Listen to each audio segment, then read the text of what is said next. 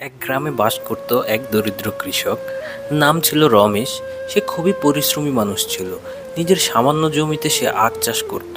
সারা বছর পরিশ্রম করে রোদ বৃষ্টি সব সহ্য করে খেতে তার আখ বড় করতে ছিল। তার স্বপ্ন ছিল এই আখ বিক্রি করে সে তার পরিবারের জন্য কিছু ভালো খাবার কিনবে এবং তার ছোট ছেলে মেয়েদেরকে স্কুলের খরচ চালাবে।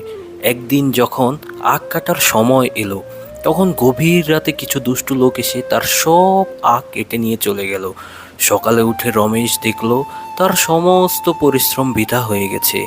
আখের জায়গায় পাখা জমি পড়ে আছে। সে কান্নায় ভেঙে পড়ল, কিন্তু সে হাল ছাড়ল না। সে সঙ্গে সঙ্গে গ্রামের থানায় গিয়ে পুলিশের কাছে অভিযোগ করলো। পুলিশ ঘটনাস্থলে এসে তদন্ত শুরু করলো। কিছু মানুষের সাহায্যে পুলিশ চোরদের খুঁজে বের করলো এবং তাদের ধরে ফেললো। চোরদের গ্রেপ্তার করে তাদের বিরুদ্ধে কঠোর ব্যবস্থা হলো। অবশেষে রমেশ তার ন্যায় বিচার পেল। পুলিশ চোরদের কাছ থেকে চুরি হওয়া আখ উদ্ধার করে রমেশকে ফিরিয়ে দিল।